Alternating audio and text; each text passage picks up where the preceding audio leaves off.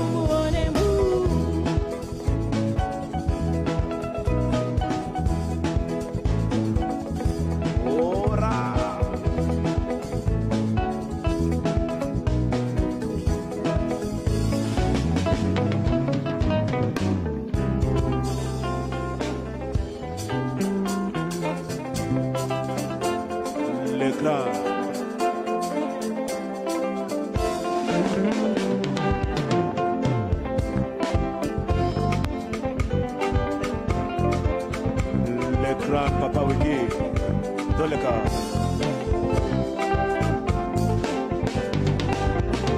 Imekuwa muda sasa baba, ya kuimbia Lingala baba. Nimekuwa nikijishughulisha na marege na maraga, mablues zikafanya mimi kaza. Sasa nimeamuka baba, naimba kigosho. Waliniambia kigosho poa, nifunge bushi vitu ya tupo. Nijua Lingala eti Lingala eza moke. Waliniambia Lingala poa, nionge katikati ya wimbo eti. Naongea na msira kitu ya kusema. Mimi nasema Lingala ya Yesu haikuwa ni complicated. Ukipewa kalenga, ukipewa kalenga, unainua mikono juu, unasifu Yesu tu. Lingala ya Yesu wangu inaokoa, Lingala ya Yesu wangu inabariki, Lingala ya Yesu wangu si complicated. Unasifu Yesu tu. Lingala ya Yesu wangu inaokoa, Lingala ya Yesu wangu inabariki, Lingala ya Yesu wangu si complicated. Unasifu Yesu tu. Wasanii siku hizi wananishangaza sana. Sio lazima magari ya kifahari ndio ngoma ishike. Sio lazima manguo ya kifahari ndio ngoma ishike. Sio lazima mastiko debi ndio dansa ushike. Naomba dancers zimewabana, ndio wabana. Mimi nasema Lingala ya Yesu haikuwa ni complicated. Ukipewa kalenga, ukipewa kalenga, unainua mikono juu, unasifu Yesu tu. Lingala ya Yesu inaokoa, Lingala ya Yesu inabariki, Lingala ya Yesu si complicated. Unasifu Yesu tu. Lingala ya Yesu inaokoa, Lingala ya Yesu inabariki, Lingala ya Yesu si complicated. Unasifu Yesu tu.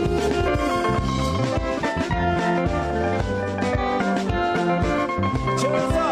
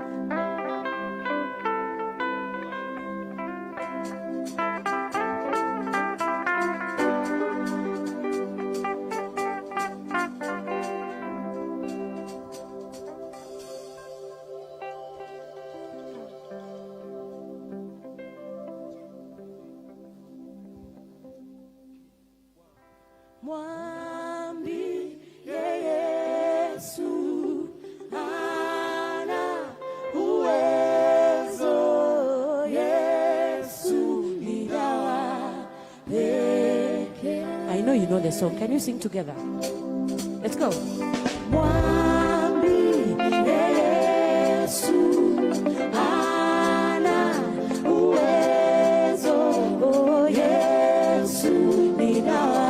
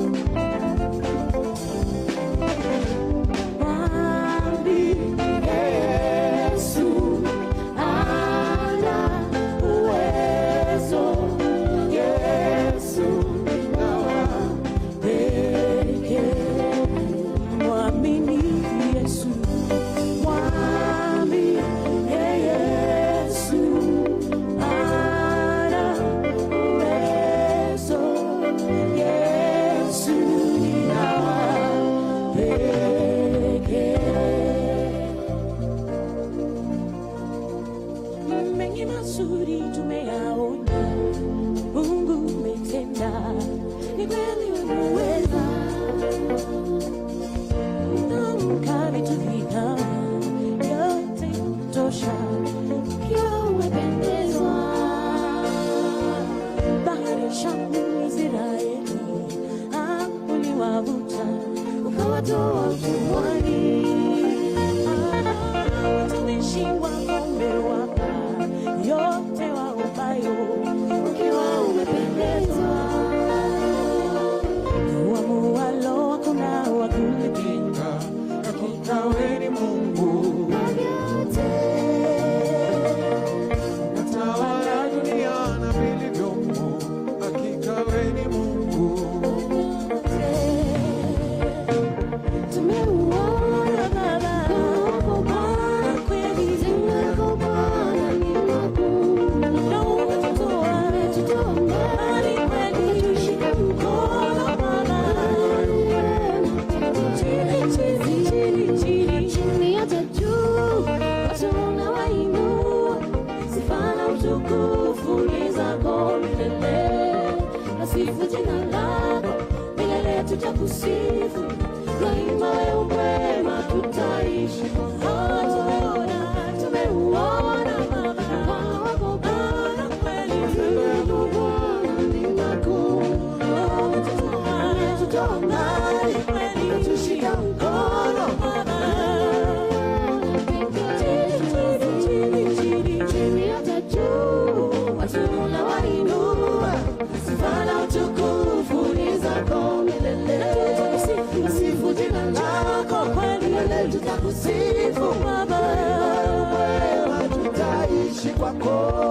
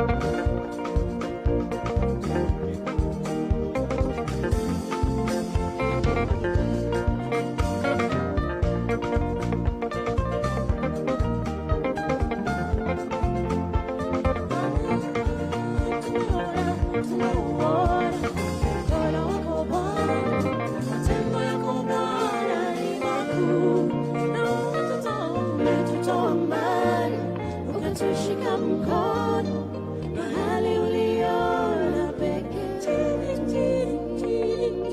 Chini hata juu, watu unawainua, sifa na utukufu ni zako milele.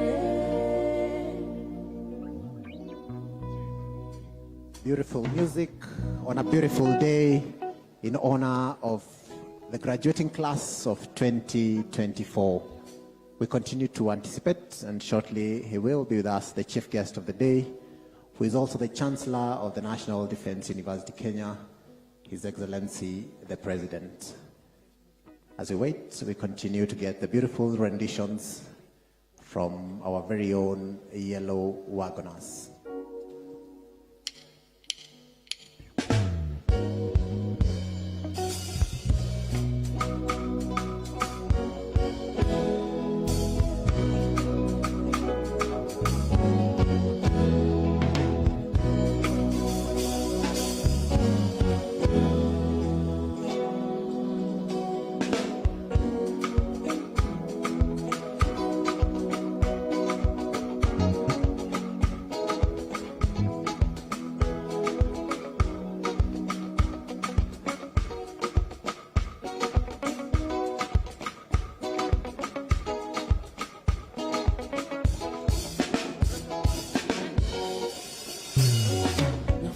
yote moyoni nimeshaipa kwa Yesu, ni namba moja moja moja moja. Nafasi yote moyoni nimeshaipa kwa Yesu ni namba moja. Moja, moja, moja. Nishatembea, nimeshazunguka kila pali, nikifika kila kona, nimejaribu kutafuta kinachoweza kuridhisha moyo wangu. Tanga tanga, kaskazini na kusini, imenibidi nitafute wimbo nafasi yote.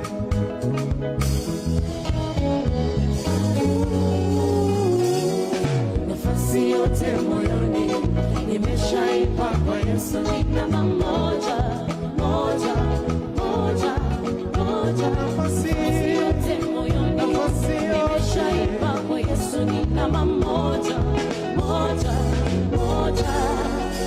Juhudi zangu zote zilipogonga mwamba, nikafa moyo, nikakata tamaa.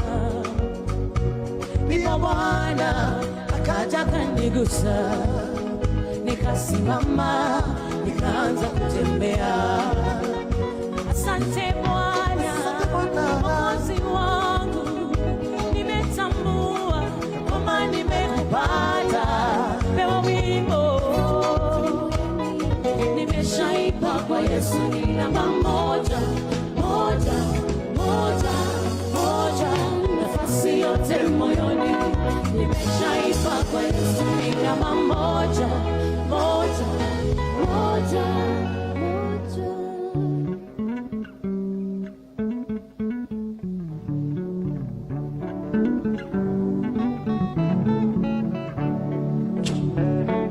Mchakato wa nyimbo za Kikristo Yellow Wagoners, tunapoendelea kusubiri kufika kwake mgeni wetu pamoja na msafara wetu ili tuanze rasmi sherehe zetu za siku ya leo. Wana Yellow Wagoners, nafasi kwenu, tukiendelea kuzipata nyimbo taratibu tunaposubiri kufika kwake Rais wa Jamhuri ya Kenya.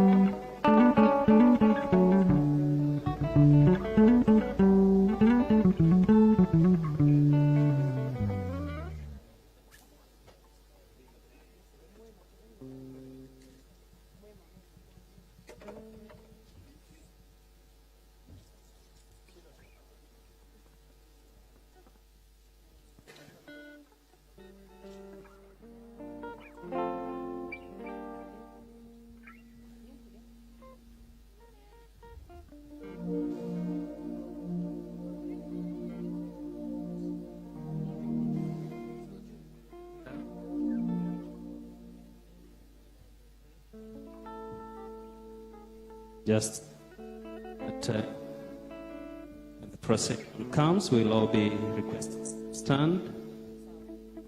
As the procession begins to come, we will all be requested to stand in preparation for their arrival. The entire team. Wako mwana Yellow Wagon. kamtuma duniani kisa na maana tupate uzima. Jamani, wako mwana ukamtuma duniani kisa na maana tupate uzima.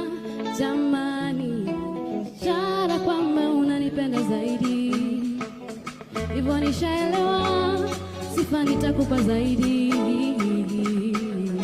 Ishara kwamba unanipenda zaidi, kisha nishaelewa, sifa nitakupa zaidi. Siwezi jizuia kusema wako wema, sio kama najigamba, umenitenda wema.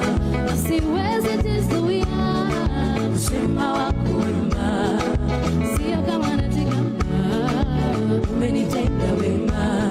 Umekuwa mwema kwangu Baba, umekuwa mwema kwangu. Umenitoa gizani nilipokuwa nimeshikwa mateka, ukanipa tumaini, wako nitajificha. umenificha, sasa nitakupa nini? Iwe sawa na yale umetenda, hakuna ila moyoni. Sifa nitakuimbia, ili kukarimu, msalabani unifie. Hivyo inanibidi, sifa nikuimbie. Wema wako niseme, ili na wengine wakujue. Wote waungane nami, na wazee 24, na siwezi jizuia kusema wako wema. Sio kama najigamba, umenitenda wema. Siwezi jizuia kusema wako wema. Sio kama najigamba, umenitenda wema. Umekuwa mwema kwangu Baba, umekuwa mwema kwangu. Wacha niringe, umekuwa mwema kwangu.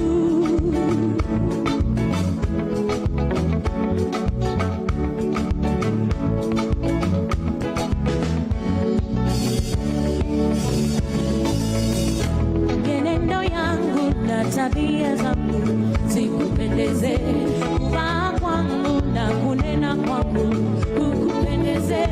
Mienendo yangu na tabia zangu zikupendeze, kuvaa kwangu na kunena kwangu. Naomba nifanane nawe Yesu, niwe jinsi upendavyo. Nifanane nawe Yesu, niwe jinsi upendavyo. Niguze, nifinyage, unibebe. Niguze, nitengeneze, niwe kama wewe. Nikupendeze, nikupendeze, nikupendeze.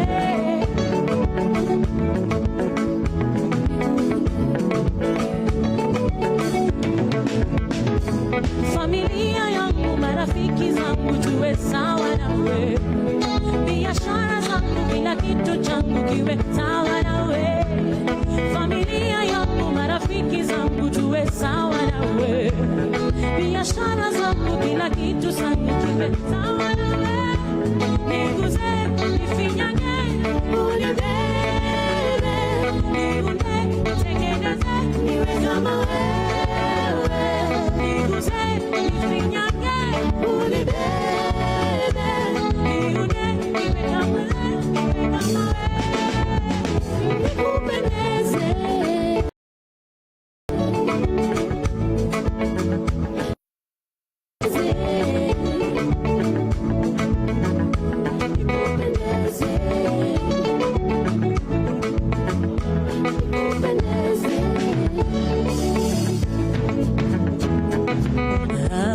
Amenifanyia amani, amenifanyia amani. Naondoa huzuni yangu, kanifanyia amani. Amenifanyia amani, amenifanyia amani. Naondoa huzuni yangu, kanifanyia amani. Nijapopita kwenye bonde la mauti, sitaogopa, maana wewe uko nami. Gongo lako na fimbo yako, Bwana, vyanifariji, kanifanyia amani. Umesema ya kwamba utaniacha, sababu mimi ni mboni ya jicho lako. Bwana, wanitazama asubuhi, mchana, jioni. Bwana, kweli wewe ni Mungu. Amenifanyia amani.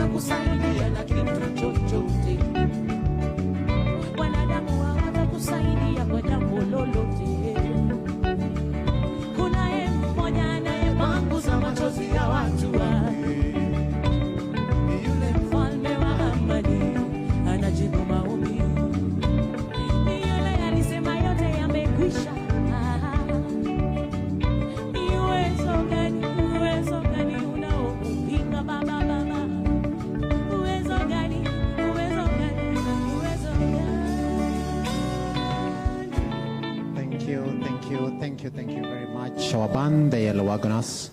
Shortly, the Chancellor's procession in the rich history of the university is led by the mace bearer and mace escorts. We have members of the academic staff, heads of programs, registrars of the university, principals and commandants, the deputy vice chancellors, including from other universities. The vice chancellors are from other universities. They are followed by the council members, cabinet secretaries, and finally the chancellor, who is flanked by the chairman of council and also the chief of defense forces, as well as the vice chancellor of the National Defense University, Kenya.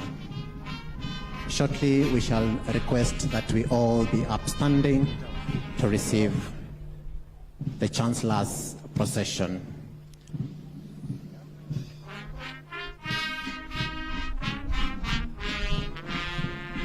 Let us all kindly be upstanding to receive the Chancellor's procession.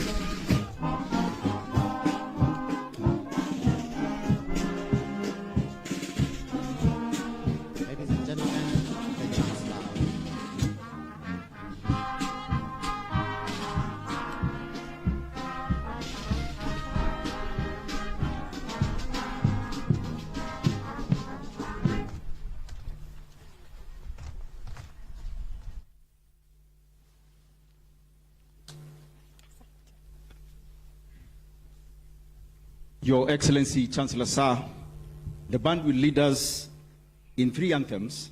The first one, the national anthem, then the East Africa Community Anthem, and then the National Defense University Anthem. During the playing of the National Defense University Kenya Anthem, those wearing headdress will not be required to salute. Band, please.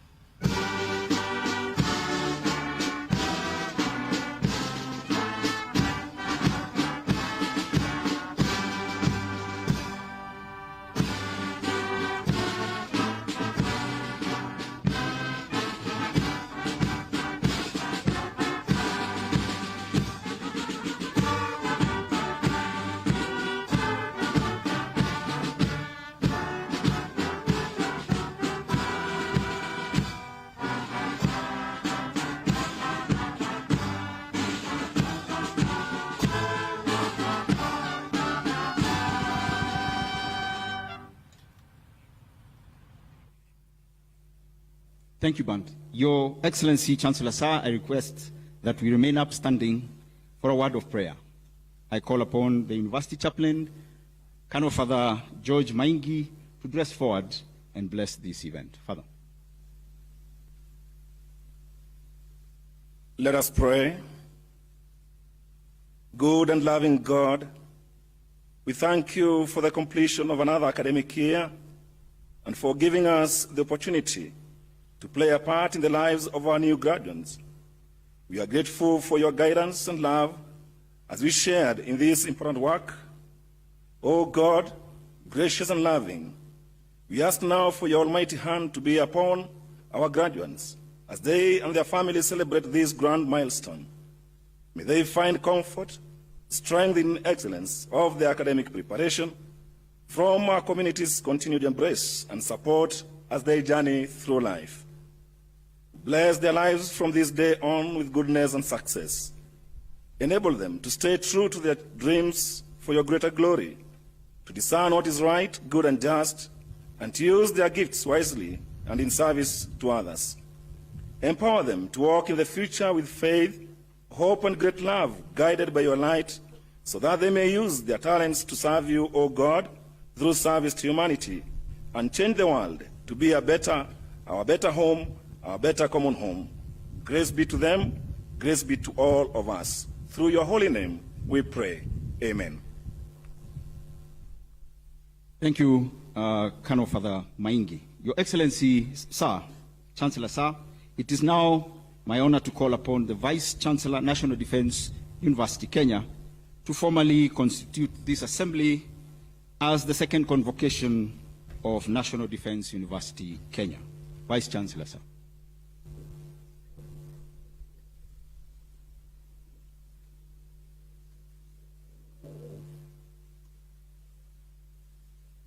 Your Excellency, Chancellor, sir, acting on the powers conferred by the Universities Act number 42 of 2012, Section 39(2), A and B, the National Defense University Kenya Charter 2021, paragraph 25, 1 and 2, and Statute 60, I hereby constitute this assembly as the second convocation of National Defense University Kenya.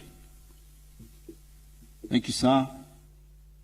Your Excellency, Chancellor, sir, we may now take our seats.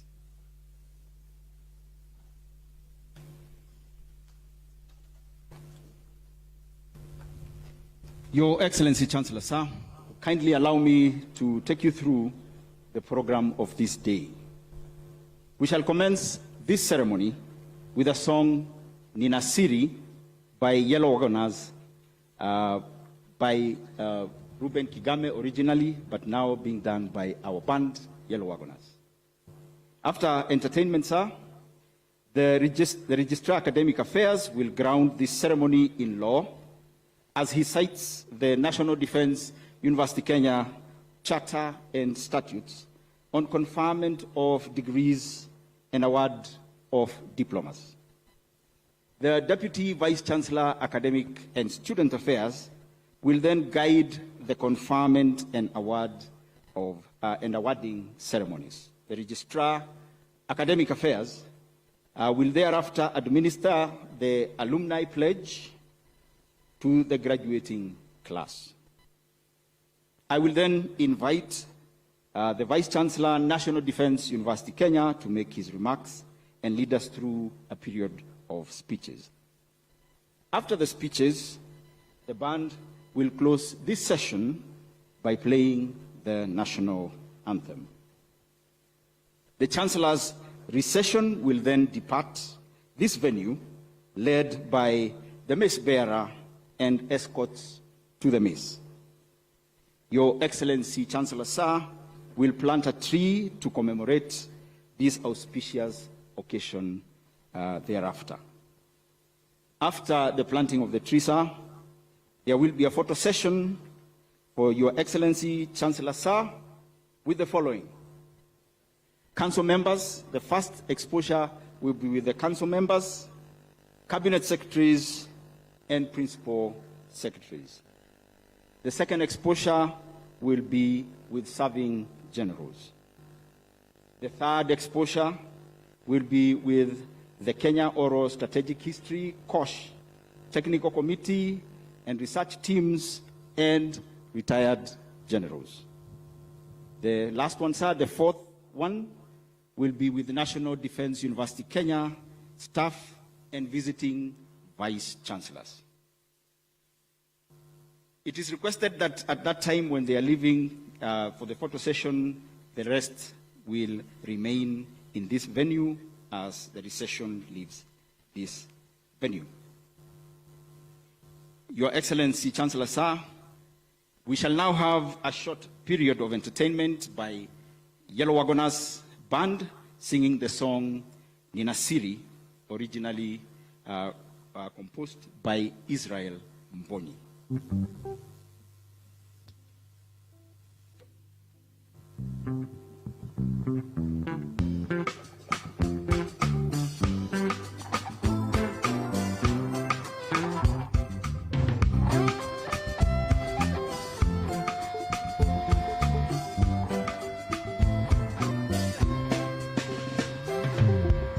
Nina siri na Yesu, yanifanya niwe jasiri. Kwa amani nayo dhiki, yanifanya niwe jasiri. Yaniburudisha, nikirukaruka nikiimba hosana amen. Yaniburudisha, nikirukaruka nikiimba hosana amen. Nina siri na Yesu, yanifanya niwe jasiri. Kwa amani nayo dhiki, yanifanya niwe jasiri. Yaniburudisha, nikirukaruka hosana amen. Yaniburudisha, nikirukaruka nikiimba hosana amen. Nina siri na Yesu, yanifanya niwe jasiri.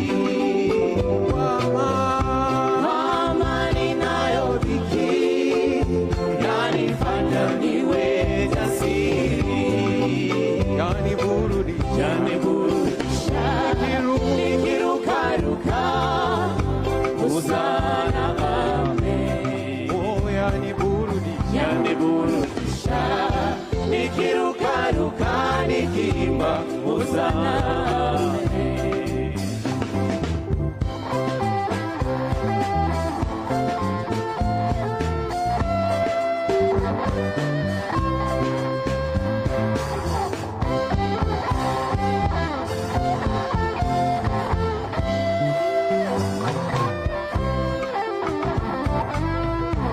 Waambie wanaolia na kuteswa na walimwengu,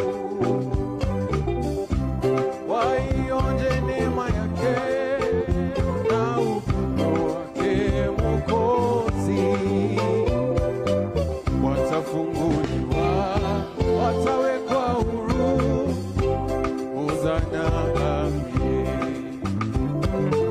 Watafunguliwa, watawekwa huru, hosana amen. Nina siri na Yesu, yanifanya niwe jasiri. Kwa amani nayo dhiki, yanifanya niwe jasiri. Yaniburudisha, nikirukaruka hosana amen. Oh, yaniburudisha, nikirukaruka nikiimba hosana amen. Nina siri na Yesu, yanifanya niwe jasiri. Kwa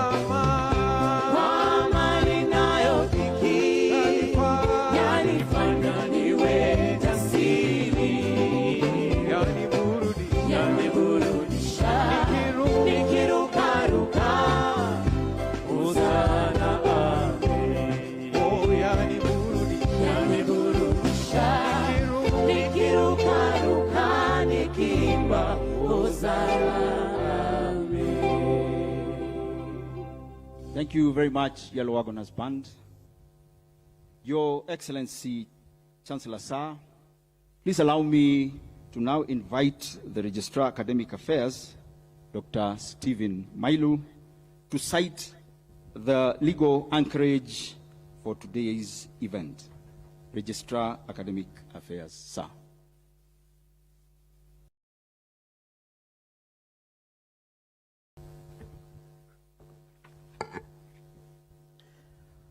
Your Excellency, Chancellor Sir, in accordance with the National Defense University Kenya Charter 2021, paragraph 25(1) and 2, the university is authorized by Statute 60 to confer degrees and award diplomas and certificates in programs approved by the University Senate.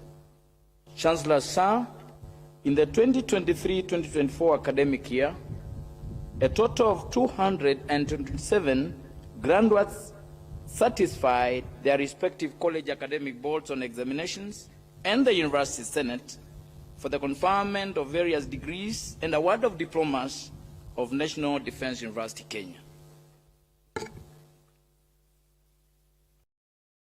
Thank you, sir.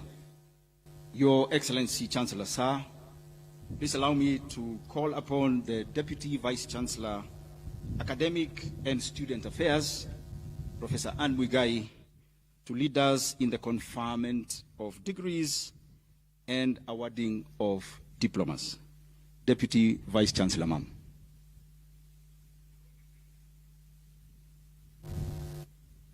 Your Excellency, Chancellor Sir, allow me to call upon the Commandant, National Defense College, Lieutenant General Juma Munyikai, and Dr. Samuel Kamau, the Head of Programs, to present graduates for the conferment of the various master's degrees of National Defense University Kenya in the following order: Master of Arts in National Security and Strategy, Master of Science in Technology and Intelligence Studies, Master of Arts in Strategic Intelligence Communication, Master of Arts in Intelligence, Security and Policy Studies. Your Excellency, Chancellor Sir, some of our graduates from National Defense College were not able to be with us physically today. They are, however, following this graduation ceremony online and hence will graduate in absentia. Will the graduates who will be receiving the master's degrees rise and present yourselves for the conferment of the degree in the order in which your names will be called?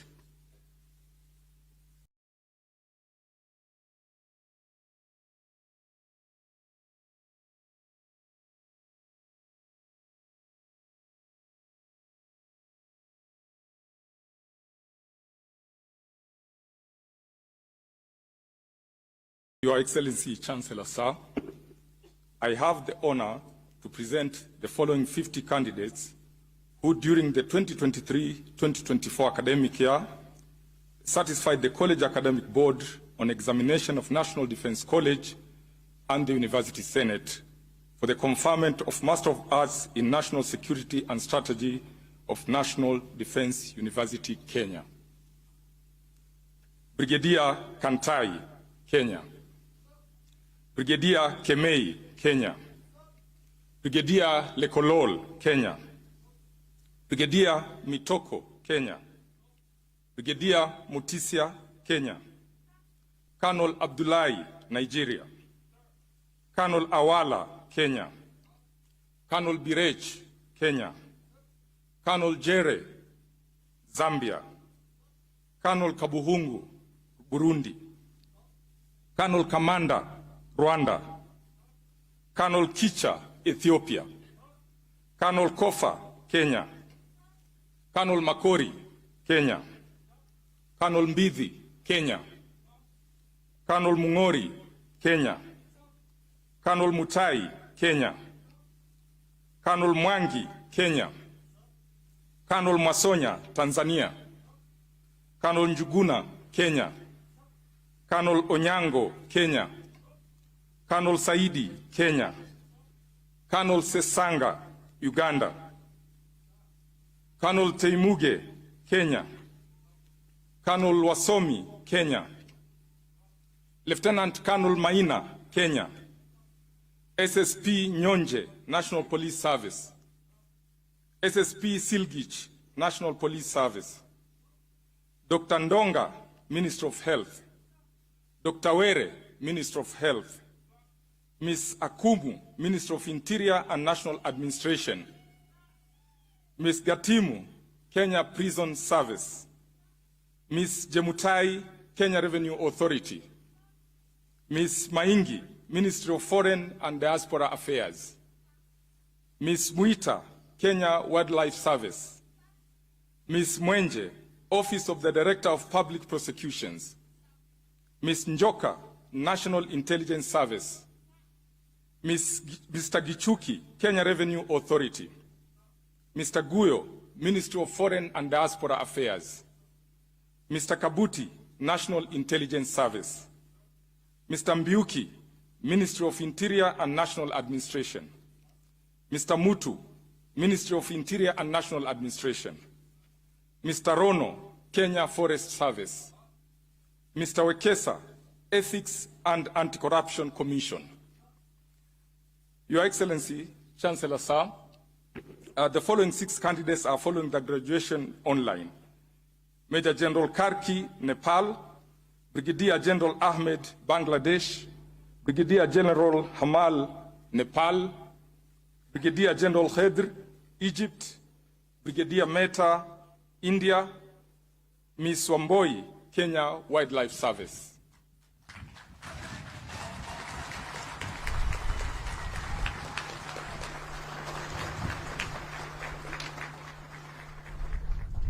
Please wait for the conferment of the degree by the Chancellor.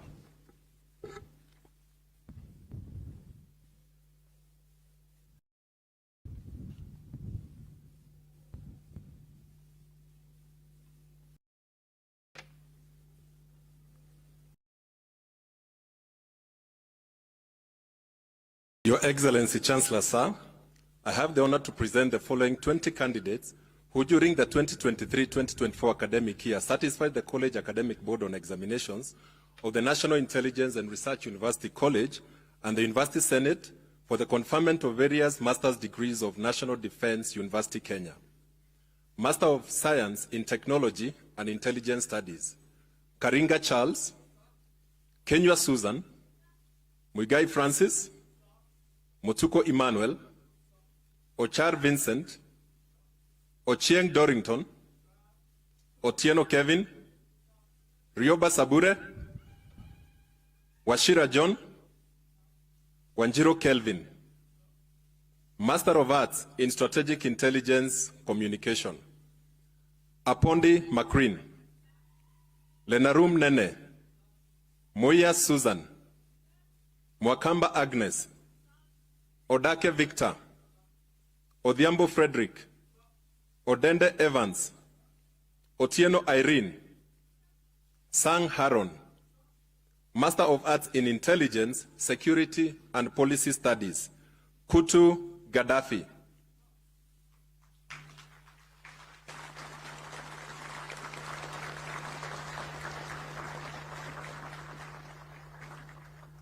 Please wait for the conferment of the degree by the Chancellor.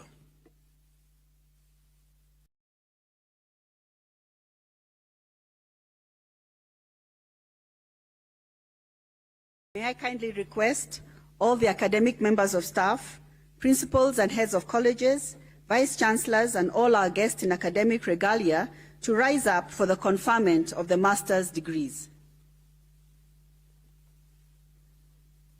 Your Excellency, Chancellor Sir, allow me to request you to confer the Master of Arts in National Security and Strategy, Master of Science in Technology and Intelligence Studies, Master of Arts in Strategic Intelligence Communication, Master of Arts in Intelligence, Security and Policy Studies, degrees of National Defense University, Kenya. Your Excellency, Chancellor Sir.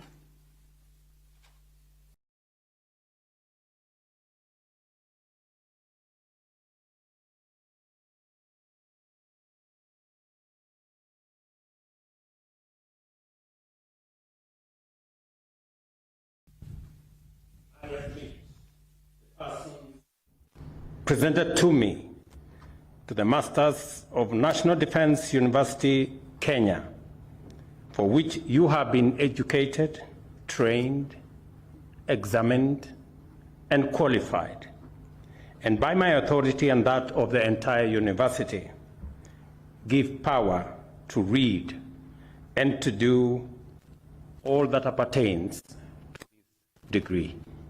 Congratulations.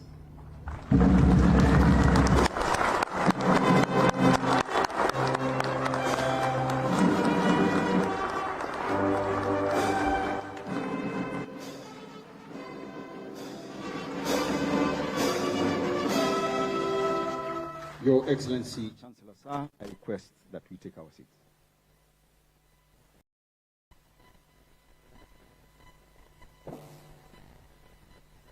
Your Excellency, Chancellor Sir, allow me to call upon the Commandant, Joint Command and Staff College, Major General Eric Kinuthia, to present graduates for the award of the Postgraduate Diploma in Defense and Strategic Studies of National Defense University, Kenya.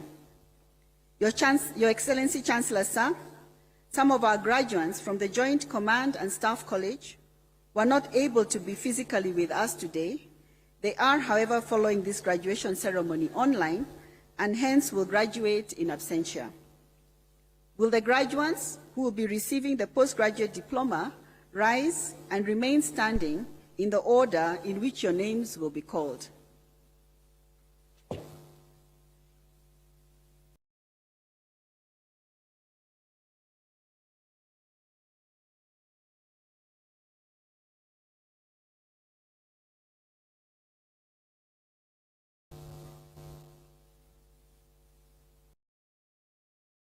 Your Excellency, Chancellor Sir,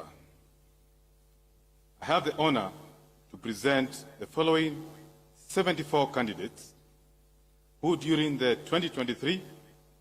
2023-2024 academic year satisfied the College Academic Board on examinations of Joint Command and Staff College and the University Senate for the award of Postgraduate Diploma in Defense and Strategic Studies of National Defense University, Kenya. Distinction: Lieutenant Colonel Kamais, Kenya. Lieutenant Colonel Laja, Kenya. Lieutenant Colonel Mukoro, Kenya. Lieutenant Colonel Mulei, Kenya. Lieutenant Colonel Mwoki, Kenya. Lieutenant Colonel Mwagandi, Kenya. Lieutenant Major Mukaya, Kenya. Credit: Lieutenant Colonel Aboto, Kenya. Lieutenant Colonel Chacha, Kenya. Lieutenant Colonel Charo, Kenya. Lieutenant Colonel Cheronye, Kenya. Lieutenant Colonel Kalama, Kenya. Lieutenant Colonel Kanda, Kenya. Lieutenant Colonel Kaptuwei, Kenya. Lieutenant Colonel Kivogo, Kenya. Lieutenant Colonel Kipkokei, Kenya. Lieutenant Colonel Kirwa, Kenya. Lieutenant Colonel Maalim, Kenya. Lieutenant Colonel Maina, Kenya. Lieutenant Colonel Maina Leonard, Kenya. Lieutenant Colonel Makau, Kenya. Lieutenant Colonel Marigat, Kenya. Lieutenant Colonel Misoi, Kenya. Lieutenant Colonel Moyo, Kenya. Lieutenant Colonel Bushemi, Kenya. Lieutenant Colonel Mushugu, Kenya. Lieutenant Colonel Mujei, Kenya. Lieutenant Colonel Mukala, Kenya. Lieutenant Colonel Mudhuri, Kenya. Lieutenant Colonel Dirangu, Kenya. Lieutenant Colonel Ndoiga, Kenya. Lieutenant Colonel Ngeno, Kenya. Lieutenant Colonel Njue, Kenya. Lieutenant Colonel Nyenya, Kenya. Lieutenant Colonel Ogutu, Kenya. Lieutenant Colonel Okwoyo, Kenya. Lieutenant Colonel Ulusi, Kenya. Lieutenant Colonel Ongoro, Kenya. Lieutenant Colonel Orondo, Kenya. Lieutenant Colonel Papa, Kenya. Lieutenant Colonel Sigei, Kenya. Lieutenant Colonel Waigwa, Kenya. Lieutenant Colonel Wakasiaka, Kenya. Lieutenant Colonel Wangeshi, Kenya. Lieutenant Colonel Yogo, Kenya. Major Chembezi, Malawi. Major Dede, Kenya. Major Gishuru, Kenya. Major Muimi, Kenya. Major Murima, Kenya. Major Obini, Uganda. Pass. Lieutenant Colonel Mushugia, Kenya.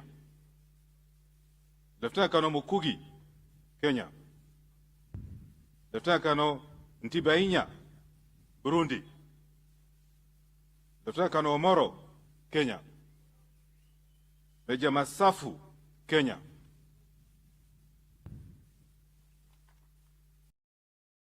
Your Excellency, Chancellor Sir, the following 18 candidates are following the graduation online. Distinction, Major Kamal, India. Credit, Lieutenant Colonel Aboud, Kenya. Lieutenant Colonel Hussein, Egypt. Lieutenant Colonel Kadka, Nepal. Lieutenant Colonel Kisavi, Kenya. Lieutenant Colonel Mayo, Kenya. Lieutenant Colonel Mano, Kenya. Lieutenant Colonel Sum, Kenya. Major Karekezi, Rwanda. Major Nganga, Kenya. Major Omari, Kenya. Major Dhumbi, Kenya. Major Pongezi, Rwanda. Pass, Colonel Golden Huis, South Africa. Major Chaka, Kenya. Major Ho, South Sudan. Major Mayo, Kenya.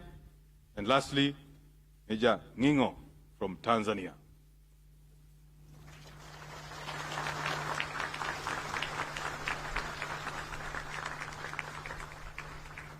Please wait for the award of the Postgraduate Diploma by the Chancellor.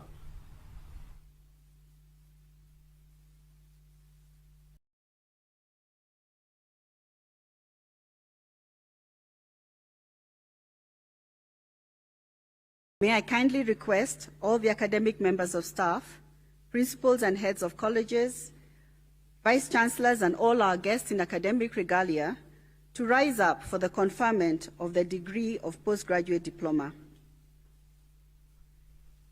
Your Excellency Chancellor Sir, allow me to request you to award the postgraduate diploma in Defense and Strategic Studies of National Defense University, Kenya. Your Excellency Chancellor Sir.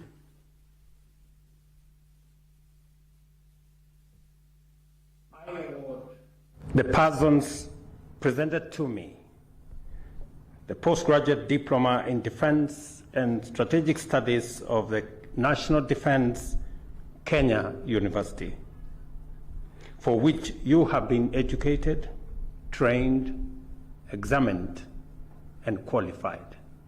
Congratulations.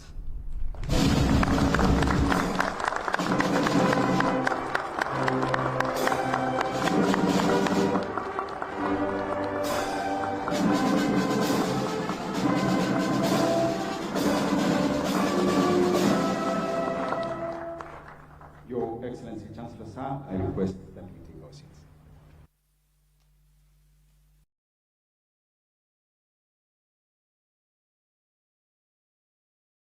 Your Excellency Chancellor Sir, allow me to call upon the Principal, Defense College of Health Sciences, Colonel Margaret Wamboi, Commandant, Joint Command and Staff College, Major General Eric Kinuthia, Commandant, National Defense College, Lieutenant General Juma Munyikai, to present graduates for the award of diplomas of National Defense University, Kenya, in the following order: Defense College of Health Sciences, Joint Command and Staff College, and finally, National Defense College. Your Excellency, Chancellor, sir, some of our graduates from the National Defense College and the Joint Command and Staff College were not able to be with us physically today. They are, however, following this graduation online and hence will graduate in absentia. Will the graduates who will be receiving the diplomas rise and remain standing in the order in which your names will be called?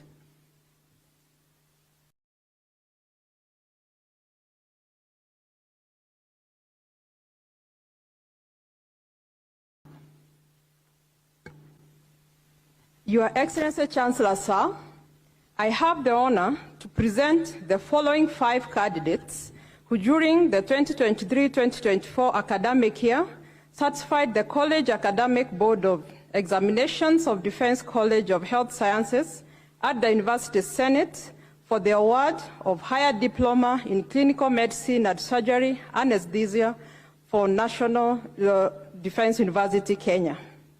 Senior Sergeant Motinda, Sergeant Kipkemei, Sergeant Getari, Sergeant Mwakitao, Sergeant Ouma. Please wait for the award of the diploma by the Chancellor.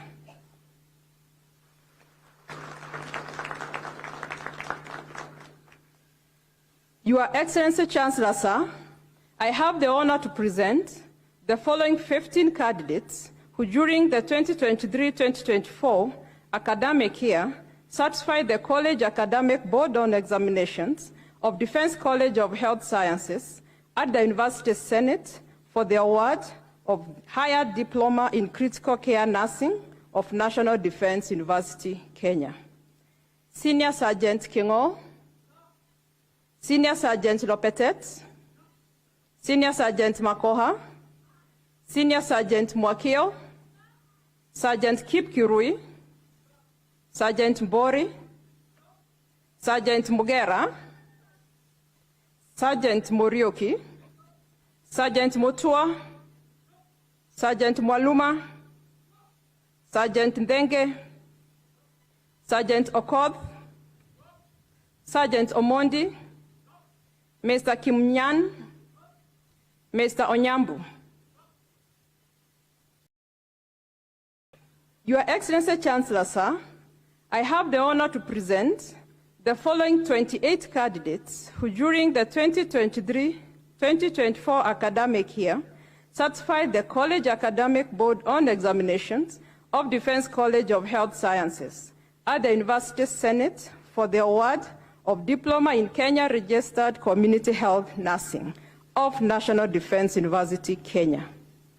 Senior Sergeant Ekea, Senior Sergeant Kimeli, Senior Sergeant Omondi, Sergeant Gachanja, Sergeant Gashao, Sergeant Godia, Sergeant Kisengu, Sergeant Kogo, Sergeant Mode, Sergeant Moyundo, Sergeant Jenga, Sergeant Oluoch, Sergeant Ombati, Sergeant Ravi, Corporal Bosire, Corporal Moriungi, Corporal Kikete,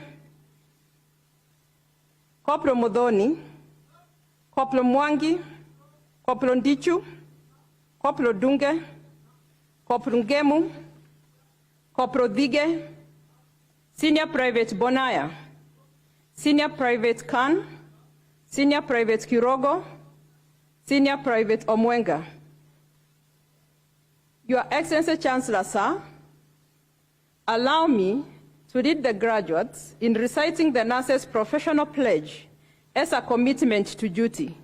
May all the graduates raise their right hand in readiness to recite the pledge. I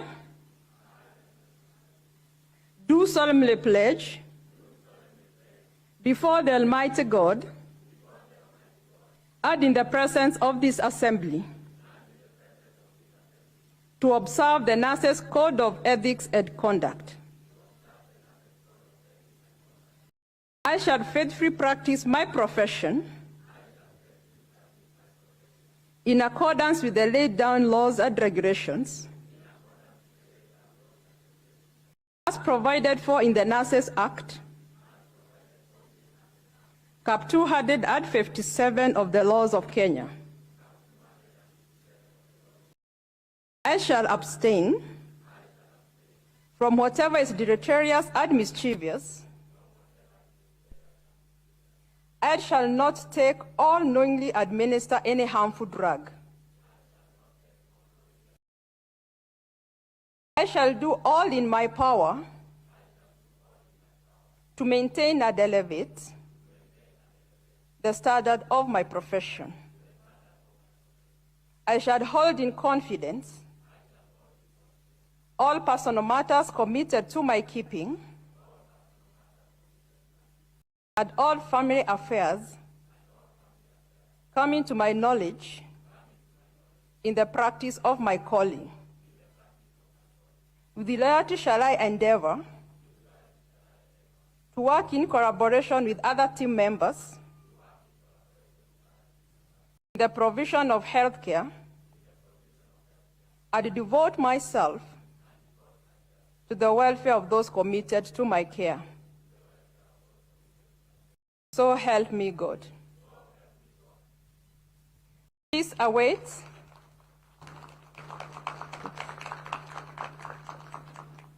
Please wait for the award of the diploma by the Chancellor.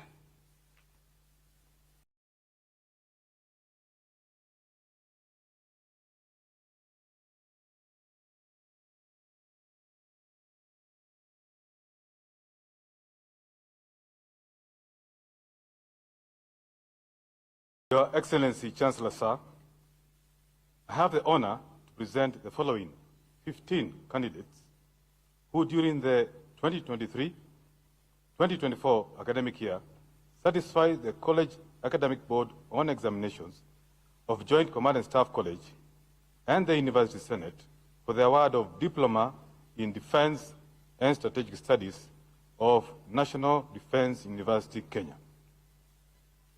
Credit: Lieutenant Colonel Mutua, Kenya. Major Koinare, Kenya. Pass: Lieutenant Colonel Mushambo, Uganda. Lieutenant Colonel Ngulu, Namibia. Wing Commander Hoeb, Namibia. Major Chakaya, Kenya. Major Chemjor, Kenya. Major Yohannes, Namibia. Major Makombe, Tanzania. Your Excellency, Chancellor, sir, the following 6 candidates are following the graduation online. Credit: Lieutenant Colonel Areo, Kenya. Lieutenant Colonel Thako, Botswana. Major Kiwanuka, Kenya. Pass: Lieutenant Colonel Chanda, Zambia. Lieutenant Colonel Kemokai, Sierra Leone. And lastly, Major Manydoi, South Sudan.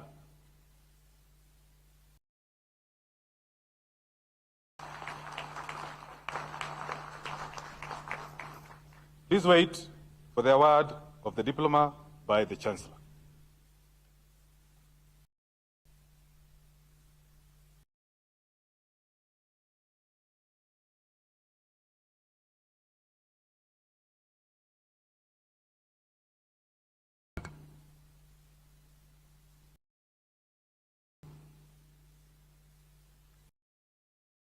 Your Excellency, Chancellor, sir, I have the honor to present the following 20 candidates who during the 2023-2024 academic year satisfied the College Academic Board on Examination of National Defense College and the University Senate for the award of Diploma in National Security and Strategy of the National Defense University, Kenya.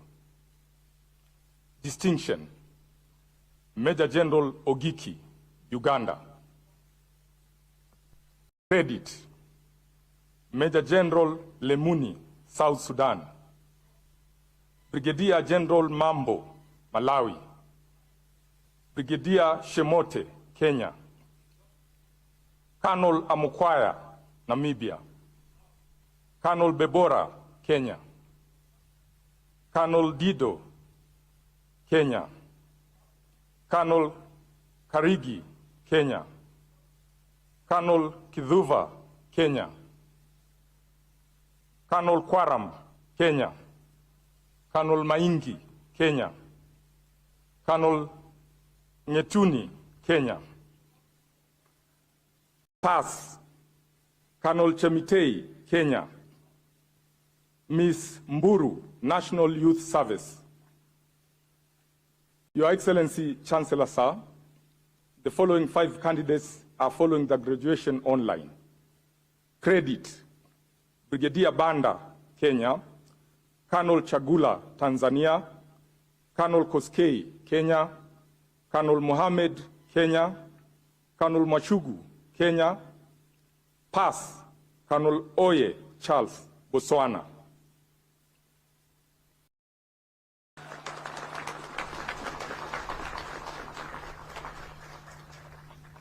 Please wait for the award of the diploma by the Chancellor.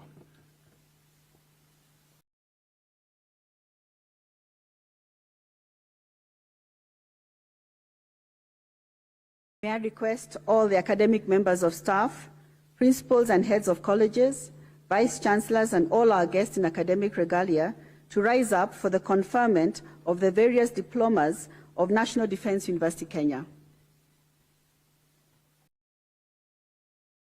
Your Excellency, Chancellor Sir, allow me to request you to award the various diplomas of National Defense University, Kenya. Your Excellency, Chancellor Sir.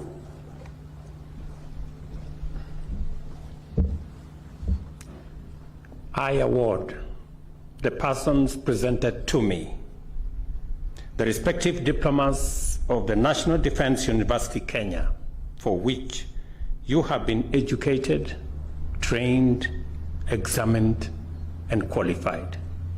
Congratulations.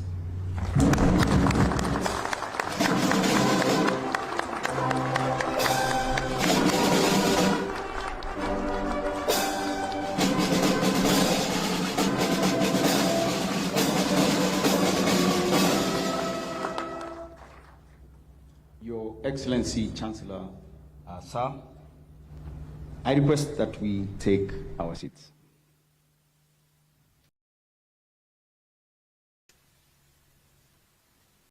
Your Excellency, Chancellor Sir, please allow me to now call upon the Registrar Academic Affairs, Dr. Stephen Mailu, to administer the National Defense University Kenya Alumni Pledge. May the graduating class of 2024 please rise.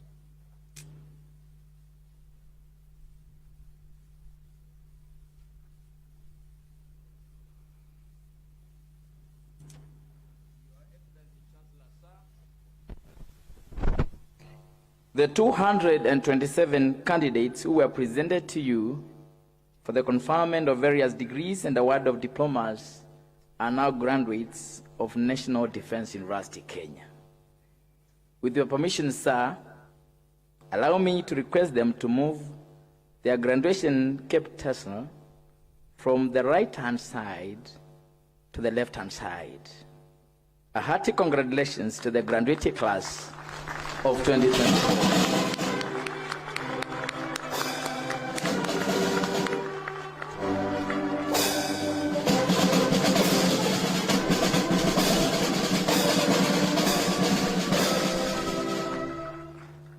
Your Excellency Chancellor, sir, I request all the graduates to recite the Alumni Pledge. I do hereby pledge unwavering allegiance to National Defense University, Kenya. I appreciate the great learning experience that I have undergone as a student. I pledge to be an active member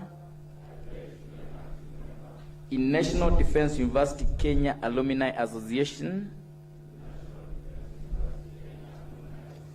wherever I may be. I shall uphold the values and ideals of my alma mater. Commitment to excellence and service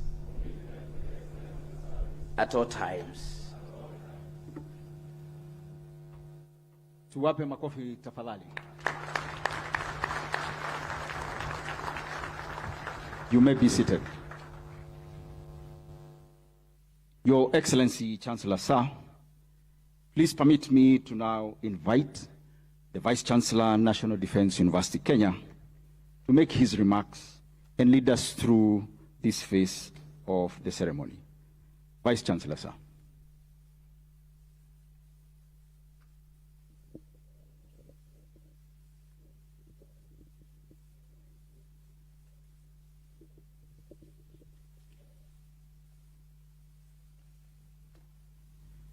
Your Excellency, Honorable Dr. William Samoei Ruto, President of the Republic of Kenya, and Commander-in-Chief of the Defense Forces, and also the Chancellor, National Defense University, Kenya.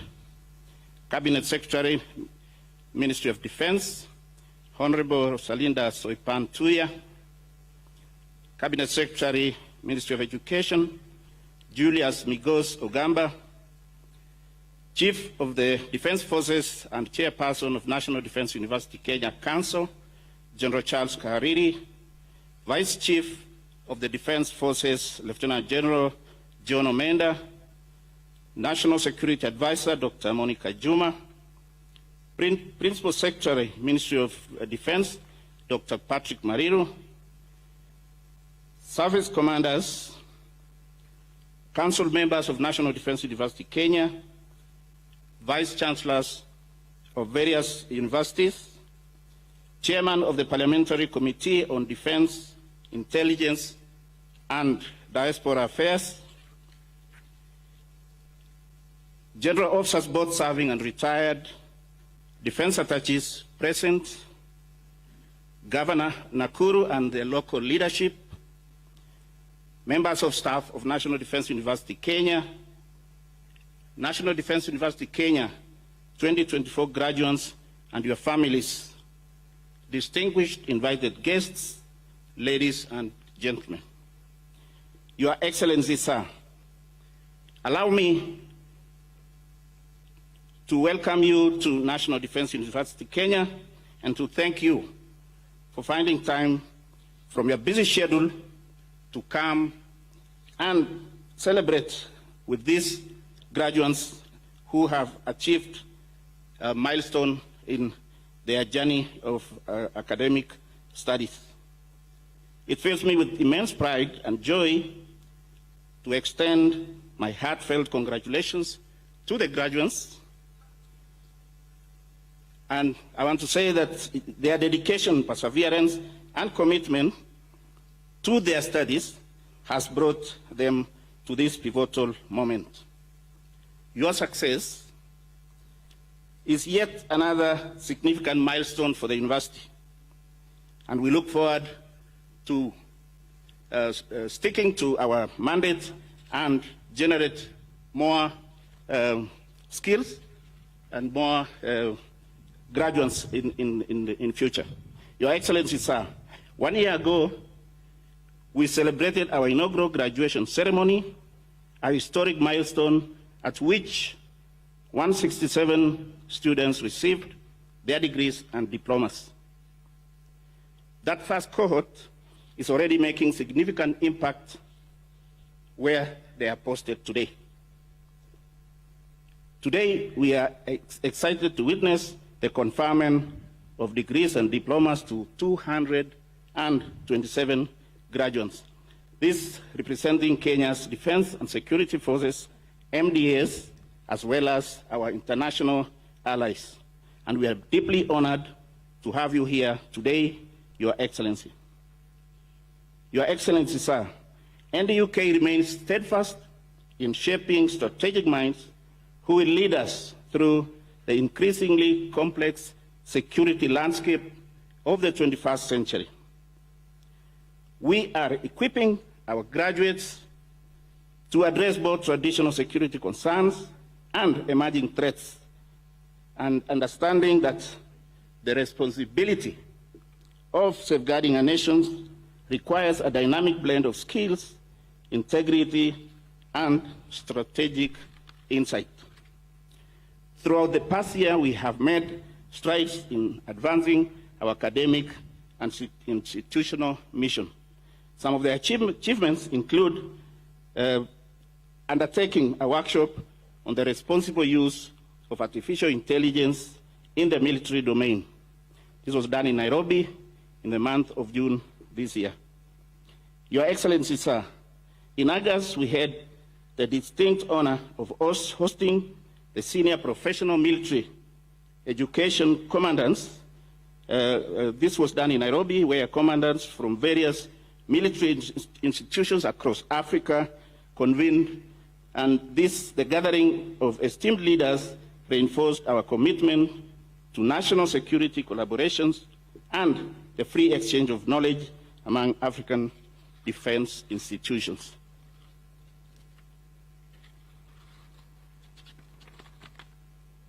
Your Excellency, my commitment to our graduates and the Kenyan education ecosystem is that this university will continue to provide not only theoretical knowledge, but also practical skills necessary to navigate the changing security environment with a view of supporting national development agenda.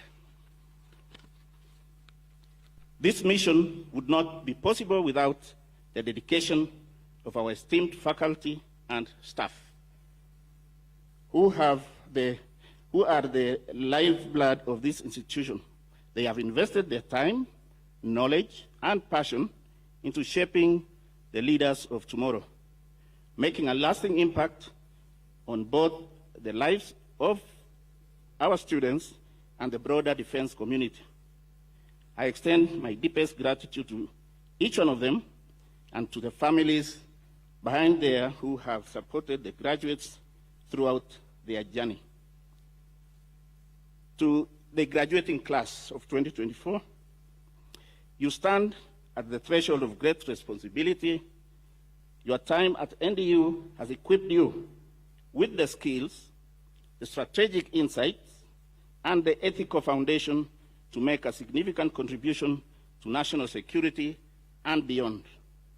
You are now the custodians of your country's security and strategy, bearing the responsibility to safeguard our nation's interests, promote peace, and build bridges across borders.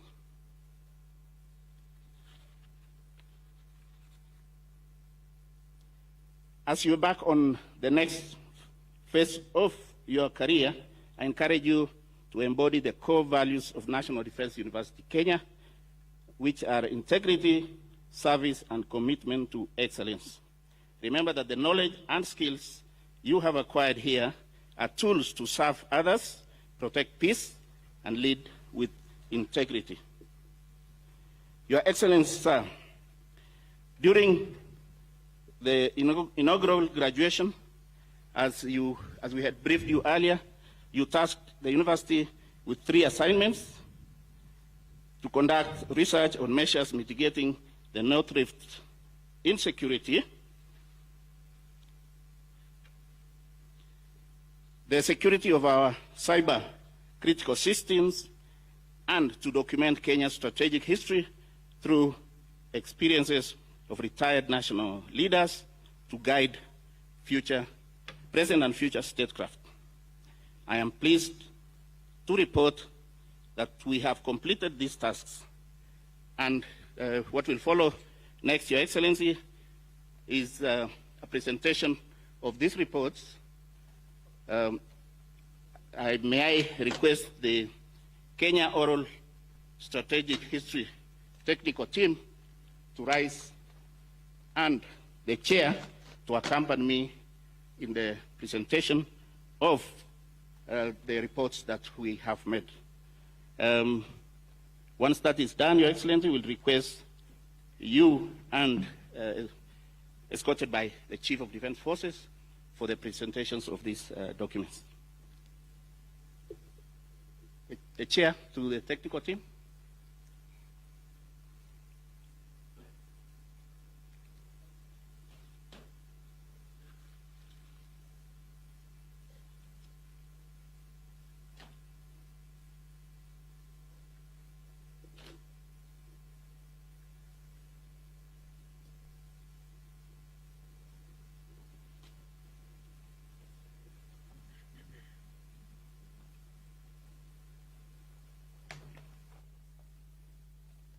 Your Excellency, Chancellor Sir, the Vice Chancellor will present the following items: a copy of the transcript and coffee table book documenting Kenya's strategic history through experiences of retired national leaders.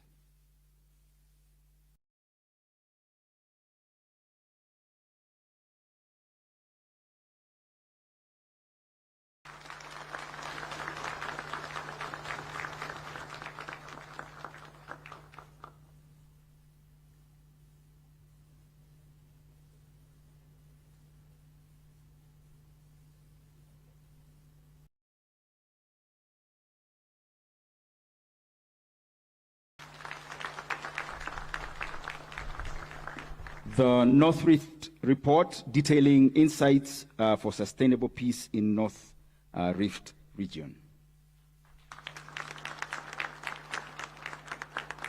The National Security Journal, where you research findings and recommendations on security of our cyber-critical systems.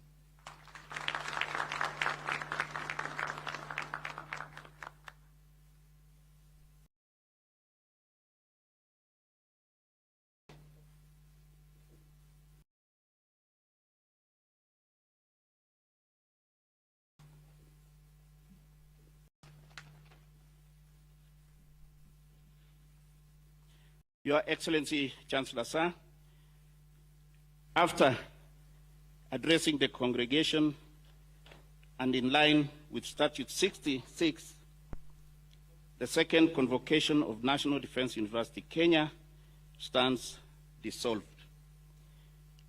It is now my honor and privilege to invite the Chief of the Defense Forces and Chair of National Defense University Kenya Council to make his remarks and later prosecute the rest of the program. Thank you, Your Excellency.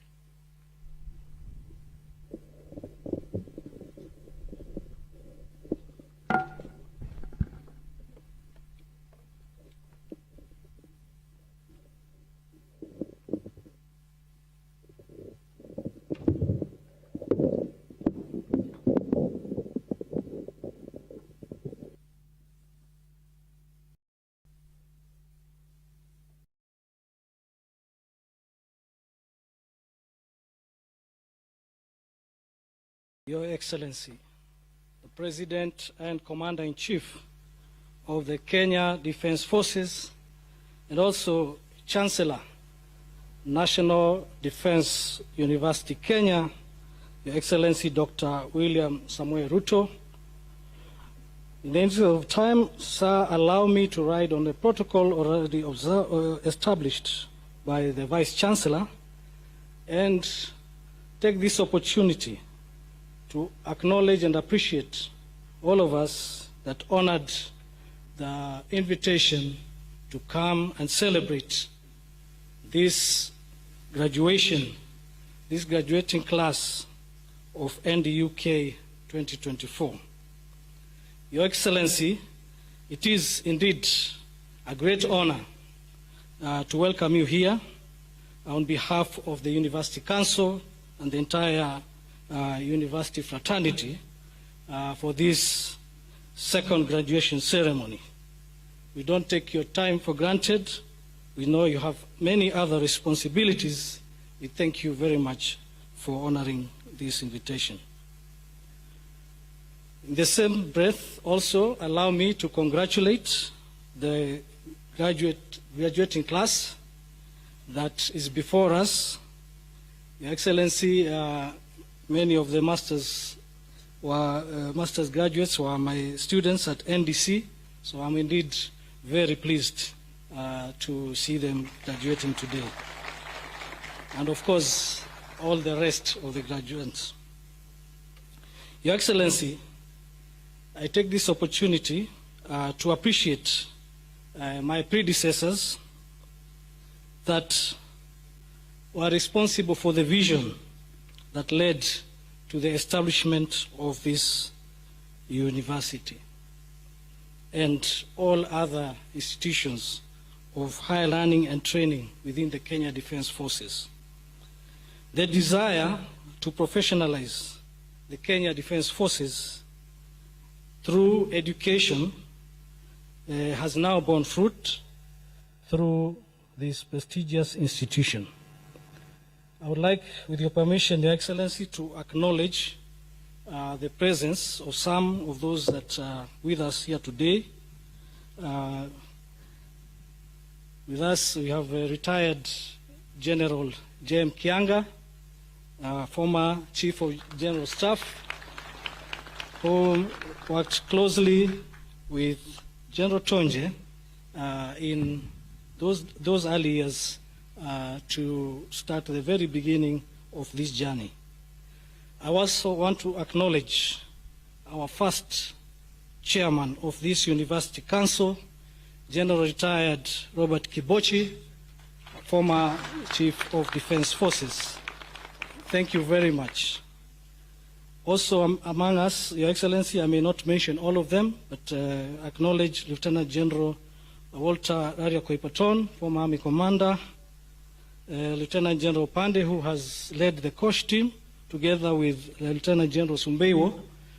The team, together with General Njoroge, General Awita, former Navy Commander, and General Gishuru, former Air Force Commander, and others, including ambassadors such as Ambassador Simani, and professionals worked on that document at NDUK. And I can assure you, Your Excellency, the energy displayed by this team is just amazing. They would work until late hours to ensure this.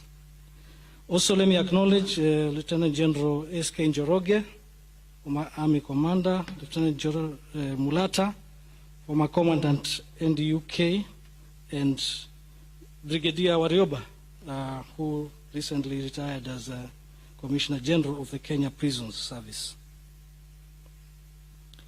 Your Excellency, the University Council has worked hard and tirelessly to guide the university management and give them an enabling environment to achieve the key milestones that have been witnessed in the last 1 year. I thank the Vice Chancellor, the University Management Board and Senate, and the entire staff, academic staff and others, for achieving great results and the dedication that they have put in.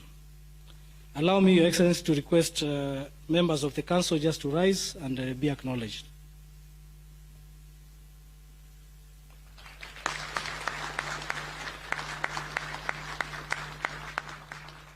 Thank you for your continued commitment maintaining NDU standing as a pillar of excellence. As we look forward, let us renew our commitment to the shared vision of a secure, resilient, and prosperous Kenya. Your Excellency, allow me now to invite the Cabinet Secretary for Education to give his remarks, and thereafter followed by Cabinet Secretary of Defense, who will make our remarks and welcome Your Excellency. Thank you, Your Excellency.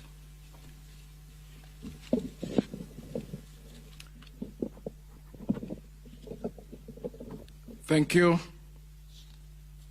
Your Excellency, Dr. William Samoei Ruto, President of the Republic of Kenya, Commander-in-Chief of the Defence Forces, and Chancellor of the National Defence University of Kenya, Cabinet Secretary, Ministry of Defence, Honorable Suipan Tuya, Chief of Defense Forces, the Principal Secretary, Defense, distinguished members of the University Council, the Vice Chancellor, National Defense University of Kenya, faculty, graduates, distinguished guests, ladies and gentlemen.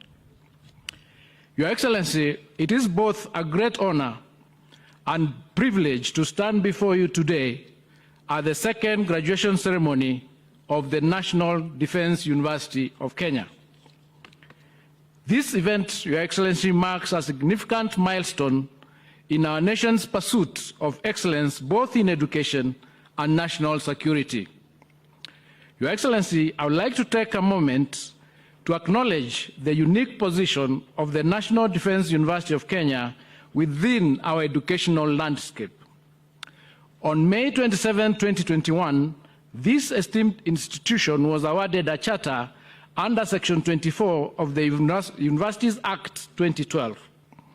This momentous achievement came after the Commission for University Education affirmed that the university met the rigorous standards required to offer specialized education in defense and strategic national concerns. Today, the NDUK holds a distinctive mandate of serving as a hub for advanced study in national security, providing critical insights and guidance to our government as it navigates complex security challenges and shapes policy. As we mark this second graduation, it is evident that the university has made tremendous strides in fulfilling its mandate. The growth and impact of the university are directly aligned with my ministry's goals of advancing specialized education to meet the evolving needs of our nation and region. Your Excellency, we are deeply grateful for your continued support and leadership. As the Chancellor of National Defense University Kenya, your vision and dedication has been critical in guiding this institution towards its success. Your continued commitment to education and national security has allowed the university to thrive, and we look forward to its continued growth under your leadership.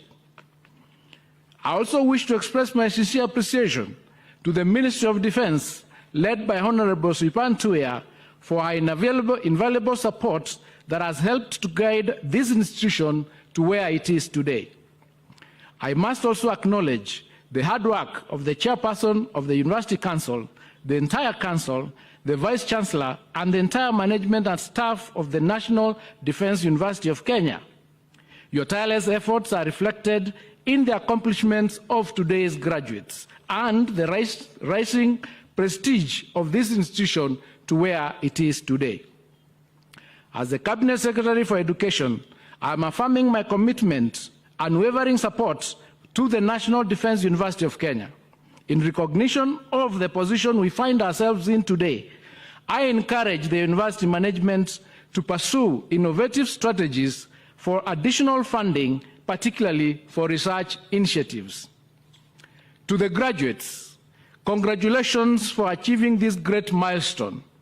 Today is a great day of pride for you and your families. Stand as proud ambassadors of this esteemed institution. I encourage each of you to uphold the values you have acquired and serve with honor and commitment. The world awaits you. Thank you, and may God bless us all. Your Excellency, may I now take this opportunity and to invite my colleague, Honorable Sripan Tuya, Cabinet Secretary of Defense, to make our remarks. Thank you, and God bless you.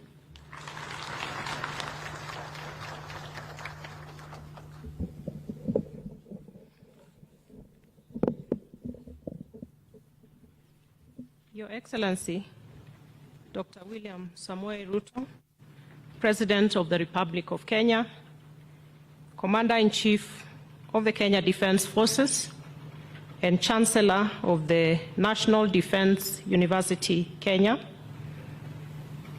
Honorable Julius Ogamba, the Cabinet Secretary, Ministry of Education, Chief of the Defense Forces, General Charles Kahariri,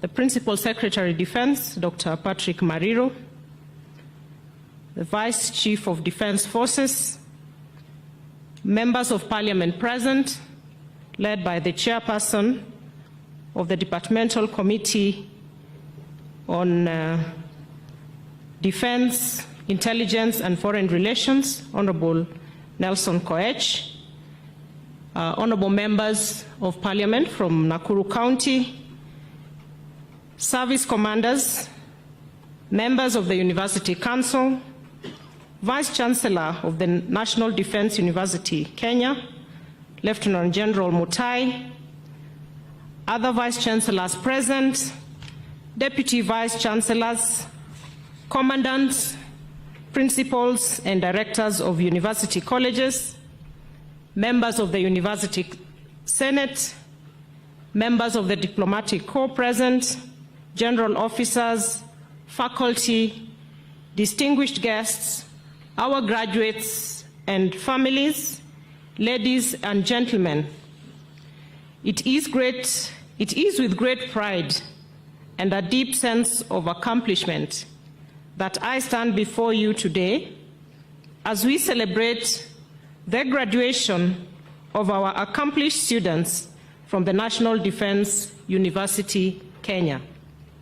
This second graduation ceremony marks not just a milestone in the academic journey of our graduates, but also the growth and commitment of this great institution. It reflects the commitment of the university to its vital role in shaping and enhancing not only Kenya's, but also the regional and international security and leadership. I extend my heartfelt congratulations to each of the graduates. Today, we honor your dedication. You can clap for yourselves. You have done a tremendous job. Today, we honor your dedication, your hard work, and perseverance. As you prepare to serve your countries and institutions with distinction, I wish to remind you to stay true to the values, skills, and knowledge that have been imparted to you. Your Excellency, the National Defense University, Kenya, is a cornerstone of the Ministry of Defense core mandate.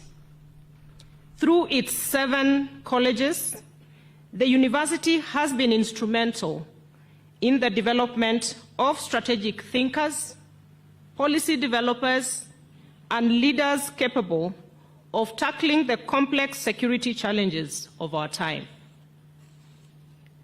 The students who will be graduating today or who have just graduated are not just scholars, but architects of security, tasked with shaping the future of our nation, our continent, and the world at large.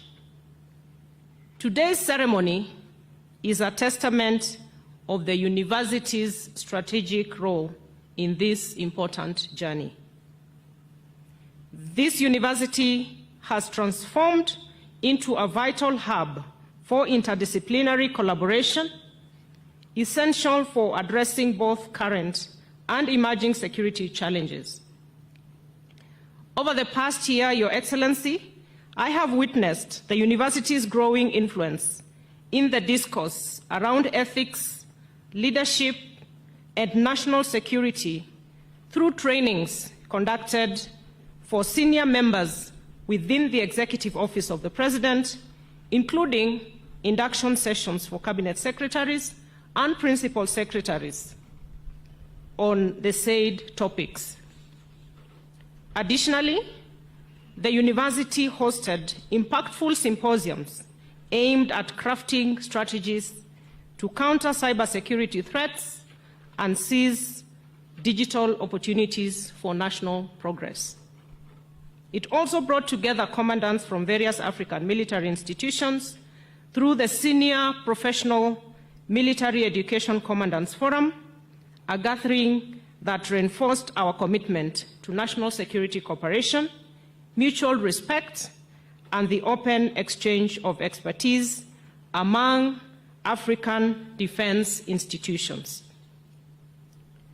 Your Excellency, on this occasion, I wish to encourage the university to continue nurturing these dialogues across the security spectrum by positioning itself as a vital resource for policy development and strategy formation and capacity building.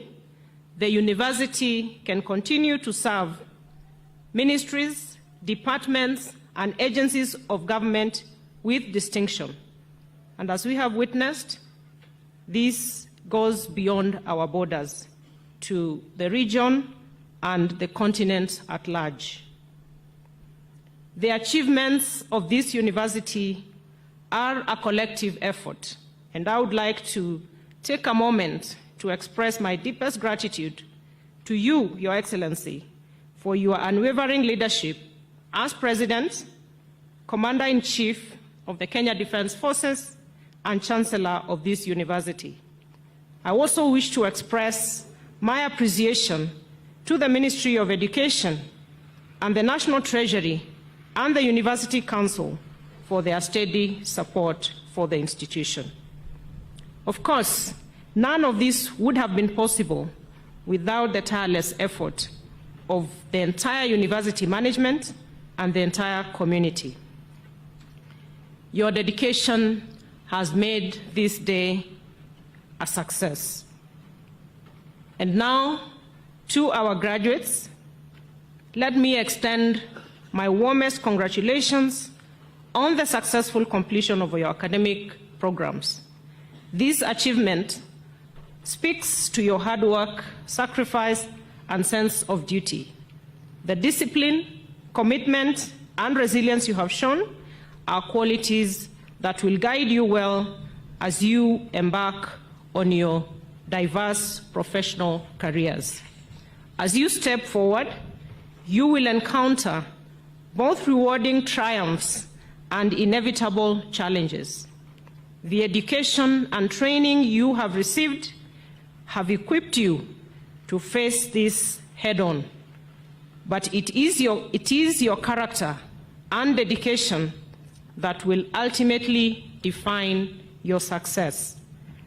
The world requires leaders who embody strength and compassion, warriors who are also peacemakers. Yes, warriors who also embody peacemaking.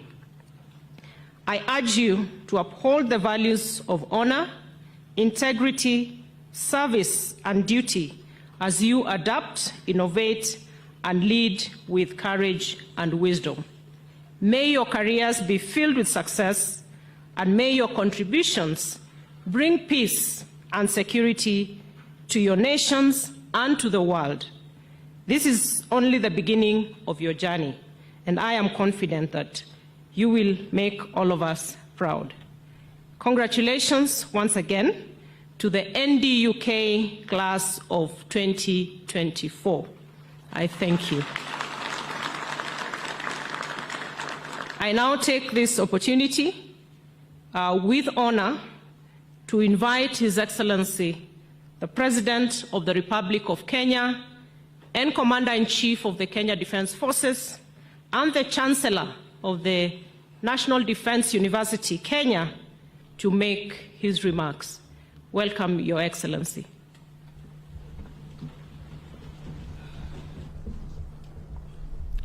Thank you very much, Minister. Let's take our seats. Asanteni sana. Excellencies, Council and Management of National Defense University, Kenya, family, and graduates. I am delighted to join you as we celebrate yet another graduation at the National Defense University, Kenya. The class of 2024 now joins the distinguished ranks of previous cohorts who have passed through the esteemed institution and gone on to serve our nation diligently and effectively. I am proud of this opportunity to address the dedicated men and women who have applied themselves to the pursuit of knowledge in furtherance of their patriotic service to our nation. This ceremony is not merely an academic milestone. It represents a pivotal step in our collective effort to strengthen Kenya's defense and security framework. In you, we witness the spirit of commitment to the transformation and progress of our nation, including that of our region and the world at large.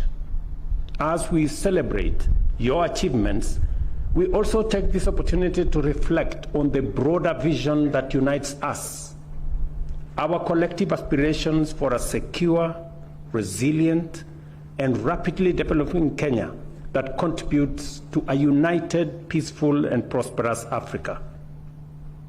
The Africa Union's Agenda 2063 inspires us with its Pan-African vision of a continent that is integrated, self-reliant, and influential in the global stage. And I am very proud of the diversity that I see of the graduates in this university.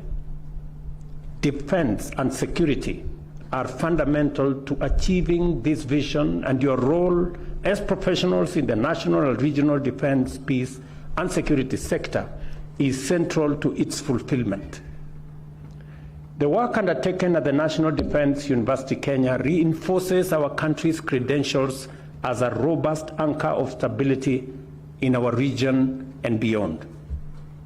We are at a critical juncture, globally, regionally, and at home, where the demand for making difficult and complex decisions has never been greater in addressing urgent challenges and complex problems.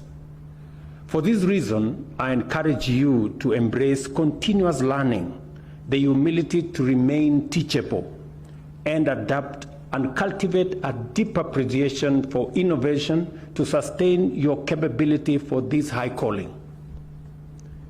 As is now well understood, defense extends beyond safeguarding borders to encompass strategies for understanding and managing the multifaceted drivers of insecurity. Security, therefore, must involve fostering stability, economic growth, and the partnership required to address global challenges effectively. In an era defined by disruption and dynamism, uncertainty and disinformation, discontent and conflict, as well as threats and crises, the security challenges we face are vast, they are complex, and ever-evolving, including cyber threats, information warfare, terrorism, maritime vulnerabilities, and climate-induced crises, alongside traditional security risks that we all know. Addressing these challenges demands the ability to track rapidly changing dynamics, analyze them using clear evidence and accurate data, evaluate options from a multidimensional perspective, and implement strategies informed by multidisciplinary learning. I am confident that during your time at this university, you have acquired the skills, learned the techniques, and acquired attitudes necessary to contribute effectively in a very responsive manner and in a forward-thinking, solution-oriented manner. I am equally confident that your education and training has equipped you to harness the full spectrum of our nation's potential in diplomatic, informational, military, and economic power and influence. As you graduate, you are charged with the critical task of addressing crises as they arise, while anticipating and mitigating future risks. In so doing, I trust that your efforts shall be guided by a commitment to enable Kenya make its full contribution to a united and self-reliant Africa, capable of charting its own path and playing its role in the global space. I challenge the National Defense University of Kenya to remain visionary and to craft forward-looking strategies that anticipate pressing challenges, particularly in times of national crisis, and in response to clear need for robust disaster management capacity. I urge the university to implore collaboration with county governments as a means to strengthen the preparedness and effectiveness of crisis response mechanisms nationwide, with particular focus on addressing climate-related disaster. This morning, I had occasion to engage the university management and council. And I am very proud of the assignments that I gave last year, that today I have received feedback.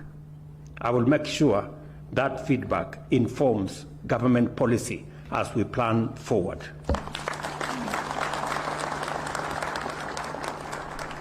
However, because I have the privilege of being Chancellor of this university, I have another 2 assignments. One assignment is on matters of our nation and where we stand today, especially on matters related to the young people of our nation. And my assignment to this university, and I'm asking this time round that you work in collaboration with your partners and other universities, is to examine for us in the matters relating to our young people, what is the place of parents? What is the place of family? What is the place of society? What is the place of religion in bringing up a morally upright, patriotic citizenry, so that we can better understand the breakdown that leads into young people committing femicide,